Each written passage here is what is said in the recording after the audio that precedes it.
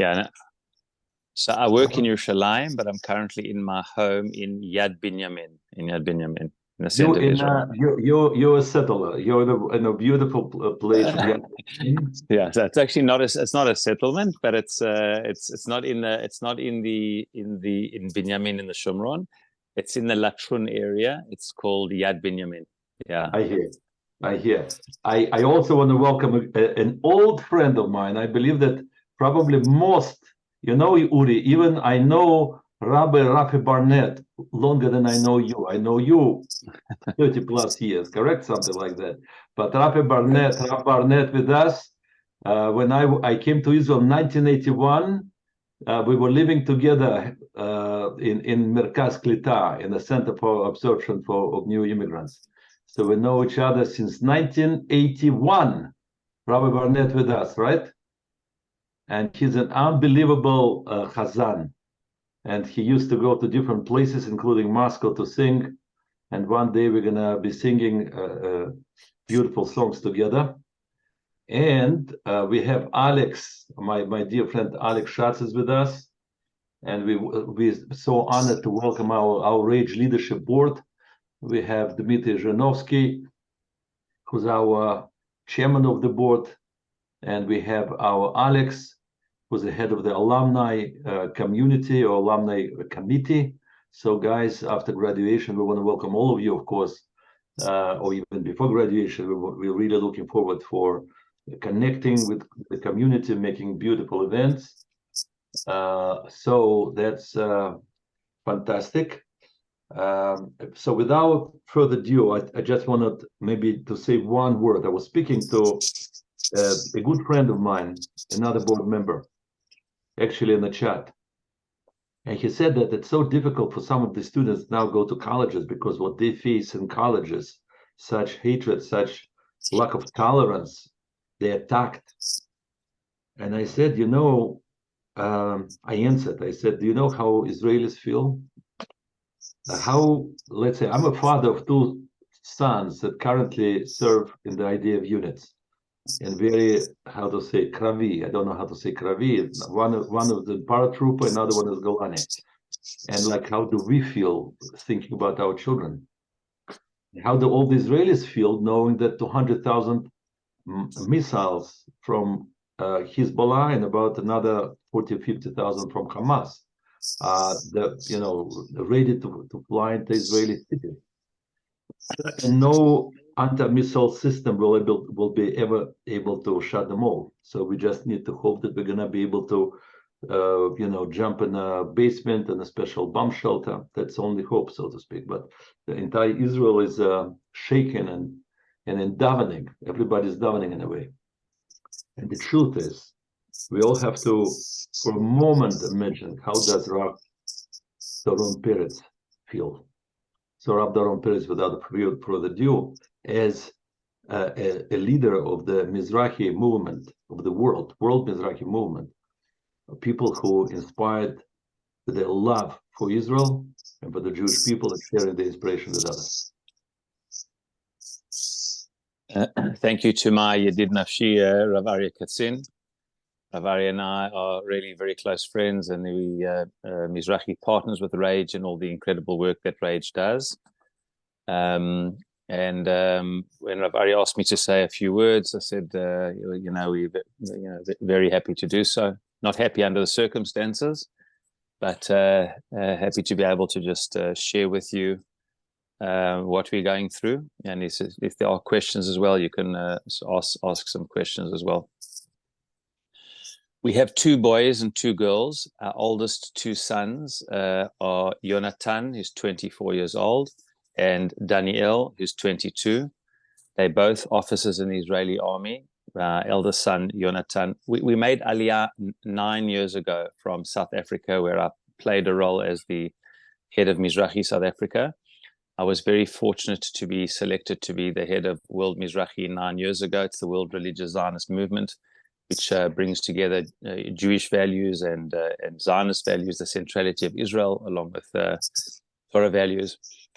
And I was very fortunate to move to Israel, back to Israel 9 years ago, to live in this lovely town called Yad Binyamin. and work in Yerushalayim in the center of the new city of Yerushalayim. So our two boys came at the age of 15 and 13, Yonatan and Daniel, both very sporty, love sport, play a lot of sport, not so much American sports, not so much baseball and American football and basketball, more cricket, soccer, rugby. You might know the sport called rugby. There's a Rugby World Cup at the moment, and tennis and other sports.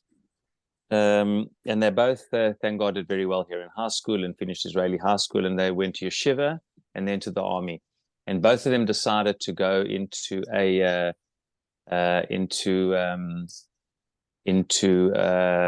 what Rav Katzin was saying was infantry. My oldest son he's an officer. It's called a company commander in the paratroopers, and my youngest son Daniel is a tank commander. He's an officer in the tank corps. Our son Daniel was positioned. He's currently missing in action, along with 3 of his tank crew, him and 2 others. He was positioned in the base called Nachal Oz in the south of Israel on the Gaza border. He was positioned there since Shabbat, on the Shabbat of the attack. My older son, Yonatan, was at home with us, with his fiancée, who's now his wife. They were staying at us for Shabbat, and Chag. At about 8 o'clock in the morning, we had been receiving missiles which were coming over nonstop since about 6:30, 6:40 in the morning. So we were going in and out of the bomb shelters, for about over an hour and a half, when my son, who he keeps his phone on in Shabbat because he's an officer in the army, started seeing messages coming through, message after message after message coming through on one of the groups of 120 officers that he is on a group. He said that never ever happens, and he felt something strange is going on. He decided to have a look at the phone, and he saw the first picture that many people saw of a white minivan driving around Sderot with people with guns. And all the officers were saying, "This is crazy. What is this?" And nobody could believe that even one minivan could get through the Gaza border fence, because it's Israel. You know, we thought that that we had this border covered. My son, I said to eventually his direct commander, his battalion commander, sent a message to all the officers and said, anyone who can come to Sderot, the southern city of Sderot, should come to Sderot. And he got up and he was running off. And I said, just Jonathan, lat, 1 second. What does it mean, everyone who can come? None of us thought for a minute there's a war going on. None of us thought for a minute there's so many terrorists there. And my son is also a commander of new recruits. He's got 150 soldiers. They are new recruits. He's training them in the base for new recruits. So I said, what are you going now to Sderot? It's not your job. And none of us thought that anything unusual was going on. I said, why don't you phone your commander and ask him what to do? He phoned his commander, and his commander said to him, if you've got weapons, come to Sderot. My son did not have his weapon with him. His M16 gun was in his base. He specially left it there. It's the only time he's left it there because it was Simchat Torah, and he was going to go for it. What's called in Israel Hakafot Shniot, to other dancing, and take his wife back to his fiancée, now his wife, back to where they stay. So he left here with a gun, one handgun that he's got. He took my other son's handgun, and off he went in his car to Sderot. To cut a long story short, for the next 5.5, 6 hours, he was involved in gun battles nonstop. As soon as he got to Sderot, they already saw many cars which had been hit by RPG missiles, literally from close range. He saw a young child on a bicycle which had been shot in the head, and he just saw these scenes from a horror movie. He could not believe what he was seeing. Mamash could not believe what he was seeing.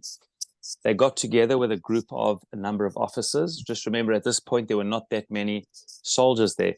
The only people who were there were the special units who train for this type of thing, and many officers who were just told by their commanders that something's going on, they should come. For the next 6 hours, they were in gun battle after gun battle. And he said wherever they drove out of Sderot, They drove to something called Somet Shara Negev, the Shara Negev junction. And he said along the road, every 50 meters was a car which had been shot by an RPG missile, dead people in the car. He couldn't believe what he was seeing. And they were on their way down towards the Gaza border. And he was going with a Jeep in front of him and a Jeep with some of his officer friends. The Jeep in front of him got hit by an RPG missile and 3 officers were killed. A deputy battalion commander of a special forces called Maglan and another 2 officers, one who was in officer's course with him. His actual car that he was in, his Jeep, was also shot. They shot an RPG missile, but it missed. And then they were shooting at them from both sides. They opened the doors and were shooting at the terrorist. And in the middle, one of his guns jammed. He didn't have a proper gun, my son, because he didn't have a gun. He had just got his pistols, the handgun. He had borrowed a gun from one of the drivers, and after two shots, the gun jammed. And he had to make a second decision. He ducked so that the guy behind him could shoot the terrorist. But my son's friend sitting next to him got hit in the stomach by a bullet, and he had to be taken to hospital. And he was until recently on a respirator. He's fine now, Baruch Hashem. He's making a recovery. My son took his gun and took his vest while they were taking him to the ambulance, and took out somebody's helmet. But this was the balagan that there was at this time. They eventually were told on the radio to go to a base called Nachal Oz, which has been overrun by terrorists, and they should go and try to take the base back. This happens to be the same base that my son Daniel was based for Shabbat as a tank commander. He just happened to be sent there. And as he went into the base, he noticed that my son's tank was no longer there, which was a good sign that he had made it into his tank. He knew exactly where his tank was parked, and a number of tanks had made it out and were involved in battles, which was a positive thing that Daniel's tank had made it out. They basically went into this base. My son was the only one of the 10 soldiers who actually knew the base, because he had visited his younger brother a number of times. And he also was stationed in this base. He was stationed in this base a year ago. This was tremendous chesed from Hashem, because my son knew the base. He knew how to lead them to battle in the base. He led them into battle, and he managed to take them to the places where they thought maybe people would be hiding. They saved in the first room they went to. They found 6 girls hiding, and they evacuated them and saved them. Then they went somewhere else to another room and found another 15 people hiding, mainly chayalot, soldiers, women soldiers. They saved between 20 and 25 of them, which otherwise would have been killed by terrorists. There were many, many terrorists on the base, and for the next 2 hours, they fought on the base, killing many terrorists. At around 2:45 in the afternoon, when him and his 2 fellow officers were, going from building to building, they got surprised attacked by an ambush from some Hamas terrorists. The officer next to my son got shot in the back. The one on the other side got shot in the stomach, and he got shot in the leg. Miraculously, it went straight through his leg and missed everything. It missed the main artery. You can die if you don't put a proper tourniquet on your leg within 90 seconds. You can bleed to death, which happens very often. It didn't hit his bone. It didn't hit his.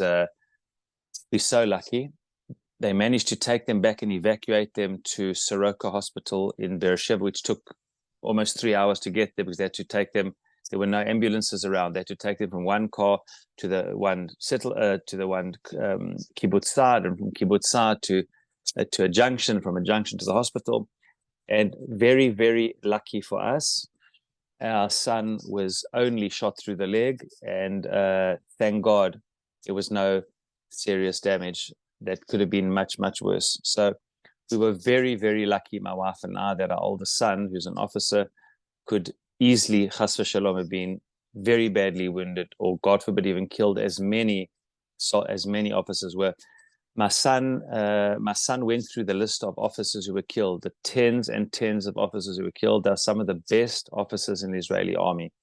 My son told me that one of the officers who was when he was a platoon commander of 30 soldiers, was called a mem mefaked machlaka. This guy, his name's Ariel Ben Moshe, was a mempay, a company commander in paratroopers. He wasn't his direct officer, but he was in his battalion. He said to me, Dad, he's the best soldier I've ever seen, the best officer he's ever seen, the best of the best of the best. The army really wanted to keep him on, but he wanted to leave the army. So the army offered him to move from a regular paratrooper unit as an officer to Sayeret Matkal, to the top unit in Israel, the top sort of infantry unit. It's like the most elite unit. So he literally moved from being an officer in the paratroopers to an officer in Sayeret Matkal. He was killed on the first day of the battle, as were many, many other officers of the highest, meaning just unbelievable, totally disproportionate. So we were very, very blessed that our son was only shot through the leg and was at home. That same day, the first day, our son had told us, Jonathan, that our youngest son, Daniel, the tank commander, his tank was not there, which means that he was probably involved in tank battles. But we hadn't heard anything from the army. We had they lost, when we tried to phone him, my son was trying to phone him on Shabbat, he didn't answer. When he was trying to phone him after Shabbat, he didn't answer. When we were trying to phone, he didn't answer. So, and then we managed to connect with all the other members of the tank. My son's the officer with 3 other members. There's 4 of them in the tank. All of them, the parents had no connection with the kids, which meant the tank had lost connection. On the Thursday, the war started on Shabbat, but on the Thursday, we had an official visit from the army, all 4 families at the same time, and we were basically told that they only know to say that 3 out of the 4 members of the tank are missing in action, and 1 has been killed. In fact, I knew that 1 had been killed because my older son, who fought in that area, after he was injured, spoke to his senior commander and told him that he knew that that specific tank had been hit, and there was 1 dead in the tank, but it was not the officer. But they confirmed that on Thursday morning, that indeed there are 3 missing in action and one dead. What then happened was why was he considered missing in action and not anything else, not hijacked? Because in Israel, there's 3 other categories that one could be. One could be, God forbid, amongst the dead, but they checked all the dead bodies that they had and he wasn't amongst them. He could be amongst the injured, but he wasn't. Or he could be amongst those confirmed to be hijacked or confirmed to be captured, hostage, and that's because somebody saw it or they've got video footage. But if they're people which they don't know what happened to them, there's no video footage, there's no eyewitness reports, they're considered missing. So once we knew that our son was missing, and once the person from the army who's accompanying us and just done such an amazing job of accompanying us and being with us, told us that this process is going to take time. They've got to get the tank, they've got to analyze what happened to the tank and the amount of blood. It's going to take a long time until we know what's going on with him. Because of that, we decided to go ahead with my son's wedding. Our son was scheduled to be married this last Tuesday, and knowing that as soon as his leg heals, he's going to go back to the army, we had a very tough decision to make. Should they go ahead with a marriage and get married, knowing that our one son will not be able to be present, he'll be missing in action, or should they wait? And after deliberation on the Thursday, both our family and my wife's family, both our family and my daughter-in-law's family, both said that we fully support them in whatever they want to do. And as hard as it was for my son to get married without his brother there and hoping and praying that he would come back, they made this very tough decision, which I think was a very, very brave and courageous decision to come along and say, as people try to destroy us and to take away life, we will commit to life, get married. They want to destroy, we will build, as we say in the wedding, a binyan adayad, tivnu bayit ne'eman b'Yisrael, to build a faithful home in Israel. They've come to destroy, and they will come to build. And they made this very, very courageous decision. It was very difficult because as soon as my older son went, and by the way, we could not have the wedding in the place that we wanted to have it. It was in the Ashkelon area. We couldn't have it in a hall. So we decided to move it to our town and have it in the high school of our town. And our friends got together, and we'd made the decision on Thursday, and the wedding was scheduled for the next Tuesday, this last Tuesday now. So friends of ours got together and put together the most unbelievable wedding. It was a much smaller wedding. We were planning between 500 and 600 people. We had to have it with about 150 people, very small. And even that, we had to be close to big air raid shelters, bomb shelters. And so it was done in a very specific way. But thank God, with all the pain and difficulty of Daniel not being there, it was still a very, very special simcha. And just a very special simcha. And it was somebody who was at the chuppah said to me that it was the holiest, saddest, happiest wedding that they were ever at. It was like all in one. It was all in one. Unfortunately, our son is still missing in action. It looks like there's evidence of him being hijacked, meaning him being taken hostage. It's not yet finalized, but more and more the armies, they're gathering data. It seems that he was involved in very heavy gun battles for a number of hours, until there were just so many terrorists around and so many of the mob that they eventually got to the tank and subdued the tank. So from various evidence, which is not conclusive at the moment, there's a very, very strong possibility that he's unfortunately in Gaza.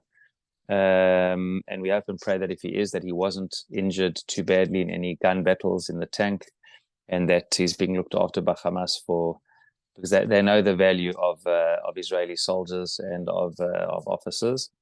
But it's incredibly difficult, and we've had this roller coaster. We've had such amazing smachot, and we had a Shabbat of Sheva brachot this week, which was very beautiful. But obviously, there's this sadness, worry, and concern same time. And Baruch Hashem, until now, my wife and I, with all the difficulty, have been able to, there's a lovely English word called to compartmentalize, to put things in different compartments, to know when to put the different contradictory feelings. I think the one big thing that I learned this week is, unfortunately through experience, that it is possible to hold totally contradictory feelings in your heart at the same time. Incredible concern and sadness with incredible joy and happiness, incredible hakarat tov, appreciation to Hashem, with unbelievable worry and concern for the welfare of our son. And these two couldn't go together. They couldn't be more different, but yet it is possible. I've seen to do it. And again, I'm only talking of 2 weeks experience, and I hope I have no more experience than that. But I have seen that we were able, my wife and I, to celebrate beautifully with our son, as hard as it was, and just put the worry and the concern in a little box and leave it there. And it came out a little bit during the wedding when the rabbi who was marrying them, in the beginning, he mentioned my son, and that that Daniel's absent, and we can't but acknowledge that was a very hard moment for my wife and I. Some of the family pictures were also very hard moments, but all in all, the simcha was amazing. People made such an effort. Friends of mine from around the world came. We had very close friends around us, and we had a really, really beautiful, wonderful simcha despite the pain. So we're very blessed that we were able to go ahead with the wedding. I just want to say one final comment, and if there want to be questions, we can have questions. I think for me, the big difference between what the Jewish people stand for and what Hamas stands for is that we are people who love life. We are people who affirm life. We said in the Rosh Hashanah Yom Kippur davening time after time, Zochreinu l'chaim, remember us for life.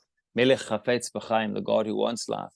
Mi kamocha, we say about Hashem that Uchtov l'chaim tovim kol b'nei b'techa, you should write us for chaim tovim. We say b'sefer chaim. So much of the theme of the Yamin Rahim is life, is just we believe in life. When we have a drink as Jews, we say l'chaim, right? L'chaim. It's all about a love of life and a belief in life. And we know that in Jewish law, the greatest source of spiritual impurity is a dead body. That's why Kohanim, priests, are not allowed to go to cemeteries and be in touch with a dead body. Holiness in Judaism is the opposite of death. We sanctify life and we live life, and that's what the Jewish people are about. It's in the face of danger, in the face of death, to believe in life, and to people got married in the Holocaust during the Shoah. In Egypt, our sages tell us that Moshe was born because his mother Yocheved said to his father, "How can we stop trying to have children. And the father said, but how can we bring children into a world of so much destruction? And she said to him, you're worse than Pharaoh. Pharaoh's only killing the boys. You're also now preventing girls from being born.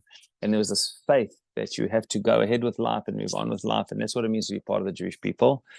And we're glad that we were able, under these very difficult and painful circumstances, to be able to follow in the footsteps of Jewish history and our forebears and commit to life in a time of difficulty. And we, of course, hope and pray that from this simcha of ours, our son Daniel, if you can pray for him, his name is Daniel Shimon ben Sharon, Daniel Shimon, the son of Sharon, him, along with his tank crew and along with all of the hundreds, 250 people who are either missing in action or have been taken hostage, that they should all come home soon. And we should only know happy occasions. And you're all invited when he comes home to a celebration, Bezrat Hashem, as soon as he comes home. I've got a lot more to say, but I'm happy to leave it at that. I don't know if you want any questions, Ravari, if you want to comment, and I'm happy to, whatever you want. I just, I think like all of us are speechless, and we're really united in a tefillah and a prayer for your son and all the sons. And probably the first thing we can do, we can daven, we can wish, we can feel your pain, and hopefully we will also rejoice with your joyful occasion as well, and with your son who will return joyful occasions.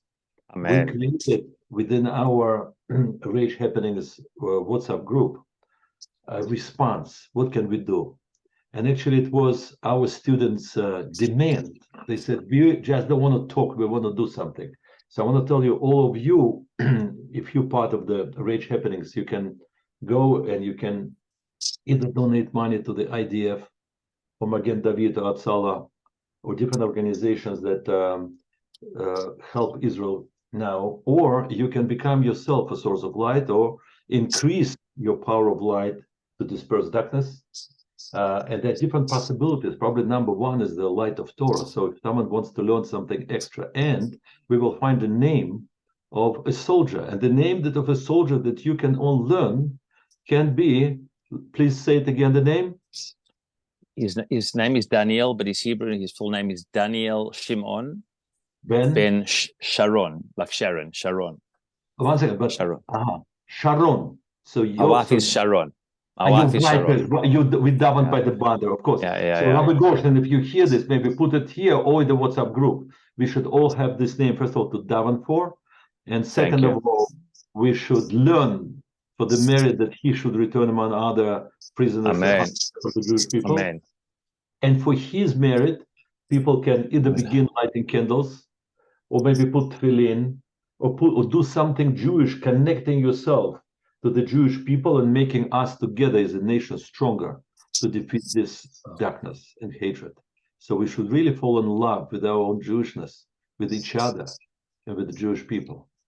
So any questions? Oh, Dmitry, Dima is here. I want to thank Dmitry, our president, our chairman of the board, who actually was the one who said to me, talk is cheap, let's do something. Dmitry, please add.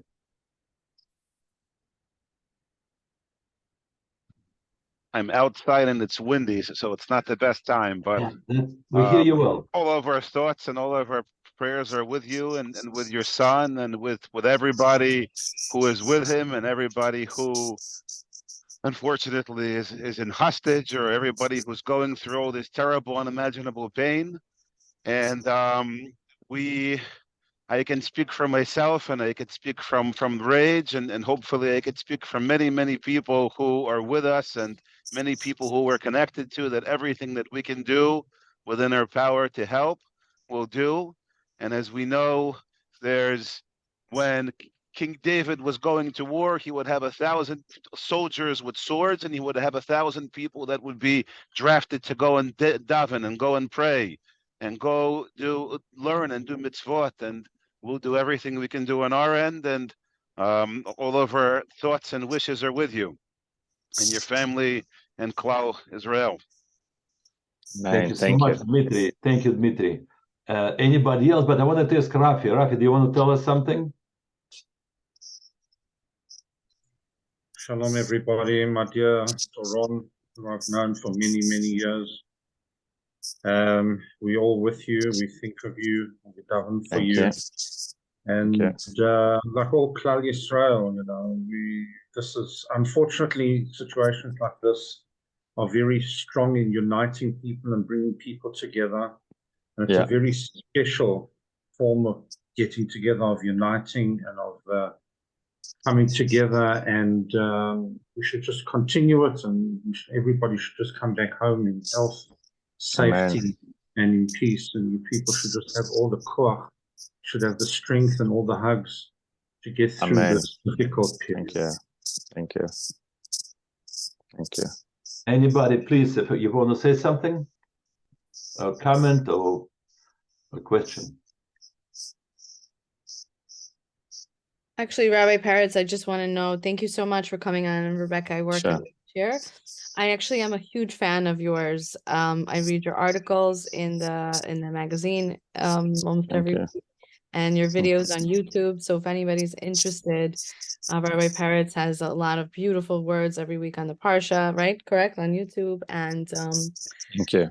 Some of your articles were the most, really got us through some tough times after we went into the COVID pandemic. So I just wanted to note that. Thank you so much for joining us. And we do hear your words. And, everyone should hear the suffering of our people. And you should see your son soon, healthy and home, celebrating. Amen. And we're going to do everything here. A lot of our learning here, we've been dedicated. We've been dedicating our semester, and we have many different branches of days of learning, and we're dedicating that to our soldiers and amazing to bring all our hostages home. We just had a gathering of 1,000 people in South Brooklyn this morning. There's, I think, another 1,000 in Flatbush saying Tehillim right now as we speak. So we're really trying to show the world that we're doing, and I know a lot of ragers are part of this. So thank you so much for actually being there and caring about our people so much. Thank you, Rebecca. Much appreciated. Thank you. And if anybody has any questions, I think they're just in awe, just right now, how you could even come and speak to us with everything you're going through. Okay, Lionel, did you have a question? Do you want to say something? Yeah. Hi, Rabbi Peretz. Thank you for today. I know it's a very difficult time for all of Israel, but especially for you. And we're praying for the welfare of your son. Thank you. I just wanted to ask you, are there any interesting trends you see maybe in the Tilumi religious Zionist community in Israel? I know they were very involved in the protests going on. Are there any interesting things you notice about the future of the religious Zionist community, or anything you'd like to share? Look, I think at the moment, Lionel, what's happening is, thankfully, all the divisive parts of Israel for the last 9 months, certainly in my lifetime, been the most divisive that I've ever seen Israel be. Without getting into, right, wrong, you've got people who are going full steam ahead with the reform, judicial reform. You've got people on the other side who are going full steam ahead to stop it. Nobody was backing down. It was just getting worse and worse. You all saw the scenes on Yom Kippur with the things which would never happen in a Jewish state, of people fighting over, not allowing people to daven with the mechir, with the divider, or, in a public space. And things were really like two trains on the way to a train collision, and nobody was backing down. And this end of the last Hebrew year, 5783, was not easy. There was just ongoing confrontations, and also between Jews in Israel and the diaspora, and Jews in the diaspora sort of protesting against many ministers who came to Israel, and to Israeli ministers who came to America. And it was such atmosphere of divisiveness, of acerbic, where people couldn't even talk to each other, just undermining and demonizing. It was really, really, really tough. I always thought in my heart of hearts that I didn't know what it was going to take. I said something drastic is going to happen, because what's going to stop this? I thought, God forbid a member of parliament or a minister would be killed, or something. Nobody was backing down. What was going to bring some type of semblance of sanity to the whole discourse? None of us could ever have imagined that there would be such a horrific thing if you know, many, the vast majority of the people killed were non-religious and were left-wing. Many of the Yeshuvim are those who were celebrated their disengagement from Gaza. The people killed here are not right-wing settlers and religious settlers. The vast majority are left-wing kibbutzim over here, and were unfortunately, you know, slaughtered wholesale in the most horrific way. No distinguishing between religious and non-religious and right-wing and left-wing and pacifist and peace-loving and racist or whatever all the definitions are. This was just a wholesale murder of anyone and everyone, as we know. There were many foreign nationals which were killed. In fact, when my son was in the hospital, I noticed an Asian worker, and I went to speak to him. He said he'd just come from Nepal, from Kathmandu. He came with 13 friends of his to work as a foreign worker. He had only come 20 days before, and 11 of the 13 guys were killed. Only him and one other one survived, meaning everyone, it didn't matter who you were, Bedouin Arabs who were there, and I mean, this hatred of the Jewish state and anyone connected to it is unbelievable. So to answer your question, I don't think there are any trends at the moment, because the only trend there is right now is unity. And I do believe, in my humble opinion, I mean, who am I? And I don't know. We've got a long road here. I don't think there's going to be a week or two. It might be a couple of months. And I think it's going to get rough on campuses in America. It's going to get rough for the Jewish community all around the world, because we're already seeing spark of anti-Semitism, and Israel's almost done nothing yet. I mean, they're just the first round of bombing just to lay the foundation so that, God forbid, our troops, which is the largest call up in Israeli history, there's 130,000 troops in the standing army and another 300,000 which are being called up. Israel's never had such a call up before. And by the way, never had such an answer to a call up. 200,000 Israelis came back to Israel. 200,000 Israelis came back. And the people, our people, thank God, the silver lining is such a pity that it took such a terrible act to do it. But our people, we are united. The same people who are running the protests are now doing unbelievable works of kindness, but all supporting soldiers, and the whole home front is working incredibly. So all the differences have been put aside. We have to be able to hold on to that unity that we now have. It's hard to think of the day after. It's hard to think of the day after because in terms of trends, because I think we're just at the beginning of this war. And I do believe there's going to be a major government overhaul change. I really believe there is. I don't think one can come out of something like this without rethinking everything. And, you know, we hope it won't be too much of a blame game. There'll definitely be a national inquiry.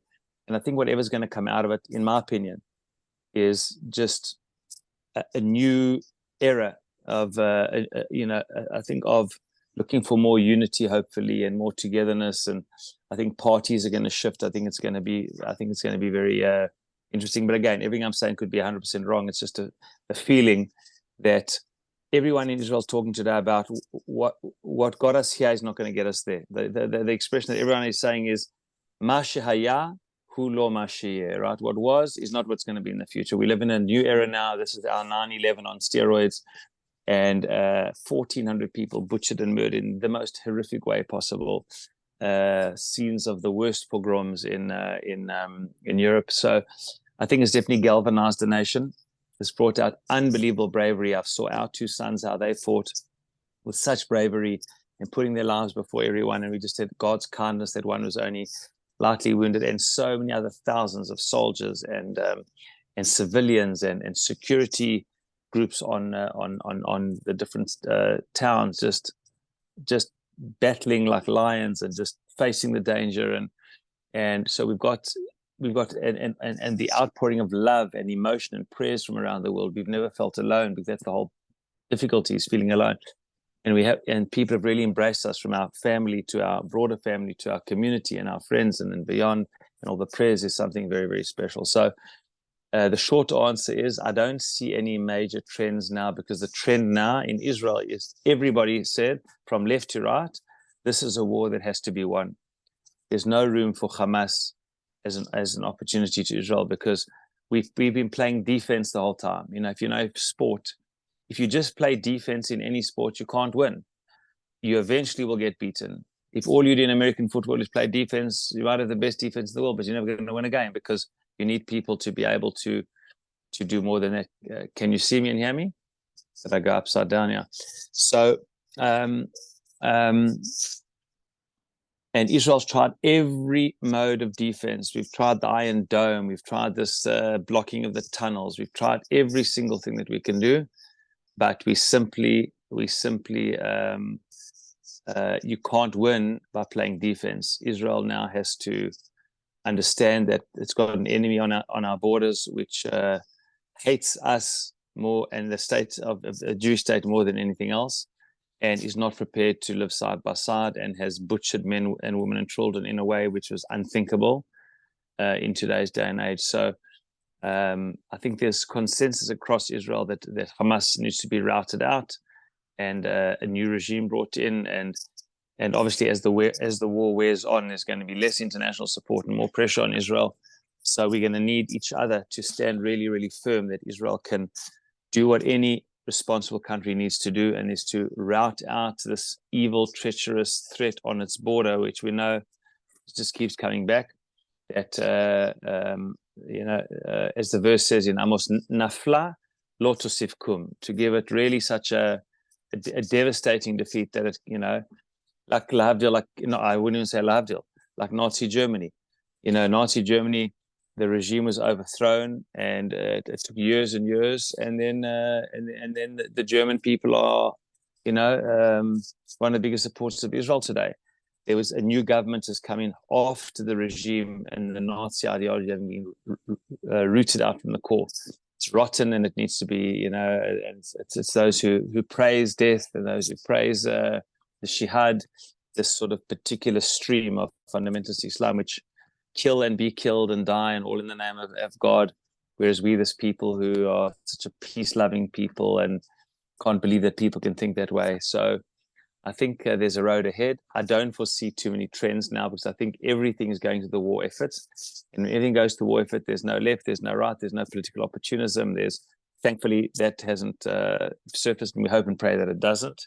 Because the longer Israel can have this internal unity between us, I think the more chance we have of really seeing this through and keeping our allies on our side, and being able to really have a nitzachon mochetz, a decisive victory over here, that this evil regime will not have the foothold in Gaza, and the people of Gaza will be given better and more responsible leadership, we hope and pray. Thank you so much, Rabbi Peretz. You taught us a lesson that happiness is a choice. And I heard one of the rabbis said, not the one who is a winner rejoices or happy, but the one who is happy is a winner. Yeah, so very nice. We want to wish you, your personal wishes, in the merit of the happiness of this wedding. This wedding should bring a power to your family, to Jewish people. We should all be happy with us being Jewish, fulfilling our mission and purpose in the world. And we want to thank you so much. We pray for you, and with Daven, we do everything for you and for the merit of your son. Thank you very much. I want to give to the Zoom, the virtual mic, to our generals, Rabbi Haran. I believe Rabbi Haran, your class. Yes, everybody knows Rabbi Haran. Rabbi Haran and Rabbi Goshen. Whose class is that? Or you divide in the two? Well, we're gonna get into that. So if are we officially done with this part of the program? Or did anybody else have anything else to share? Yes. Rebecca. Else? Yeah, maybe I'll share it. So, yes, please, Alex. Our board member, please. Yes. Good evening, those of you in Israel. Our prayers are certainly with you and with the Jewish people, especially with our IDF soldiers who are fighting the important battles right now. Thank you so much for for this incredible hizuk that you've given us, and we're praying for your son, for both of your sons. Thank you. And we should only hear good news.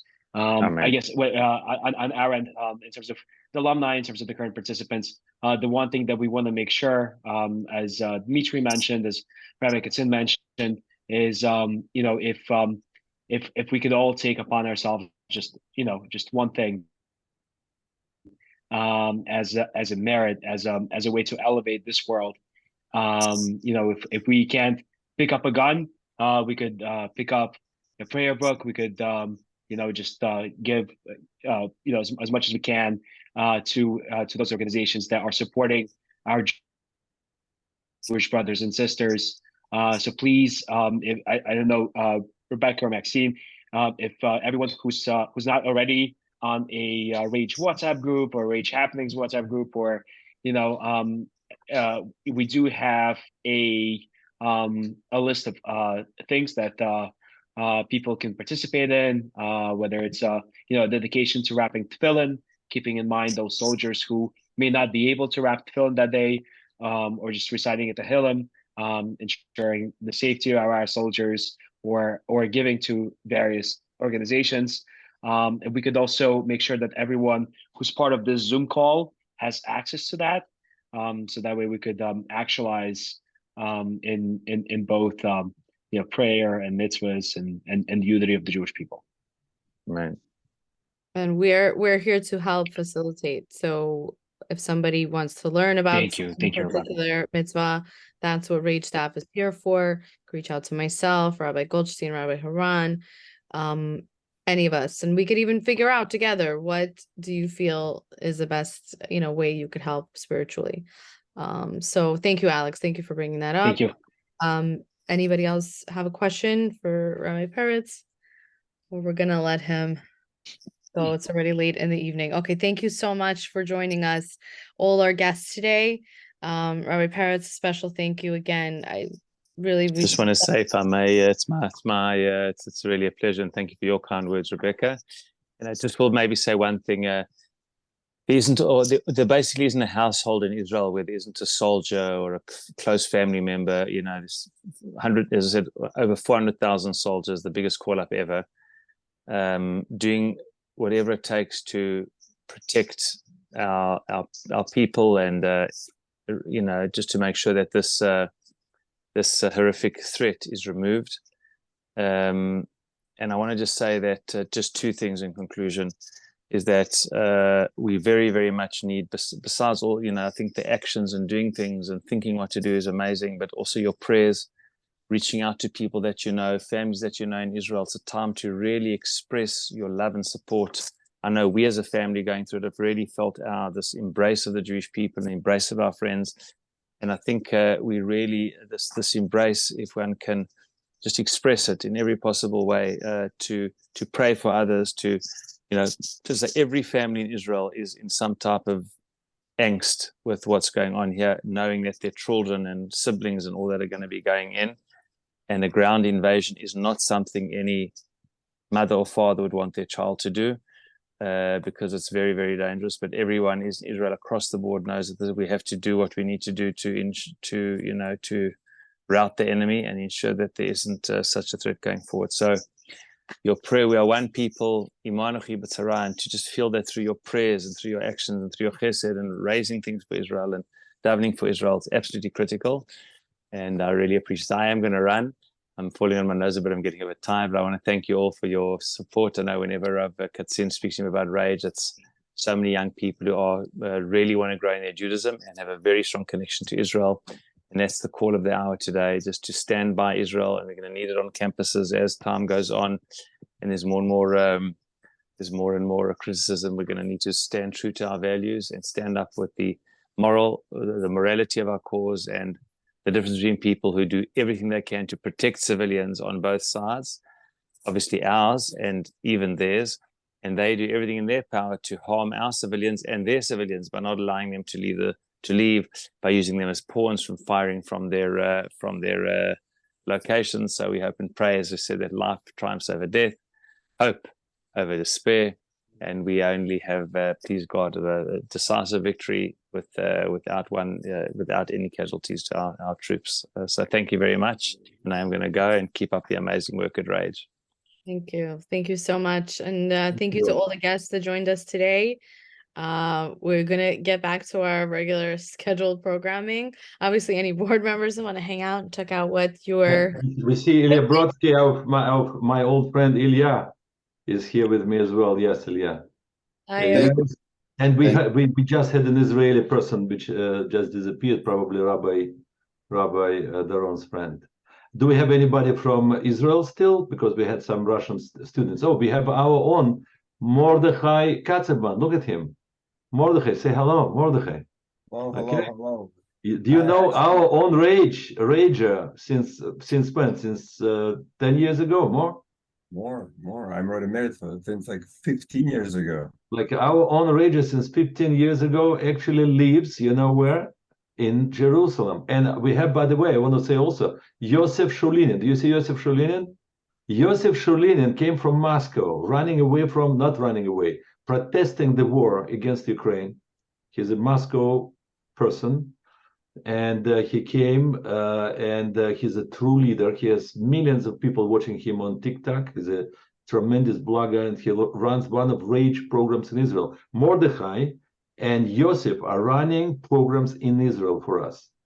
So not for us, for the happy to people. be with you tonight, and I'm really deep touched with the speech of Rabbi Peretz. And I just wanted to say that Am Yisrael Chai, we will win together. And more than that, Yosef volunteers tomorrow to go to the IDF. Yosef, how many children do you have, Yosef? 2. Yosef has a wife and 2 children, and he doesn't need to go to the army. But tomorrow he's going to the army because he wants to protect his people.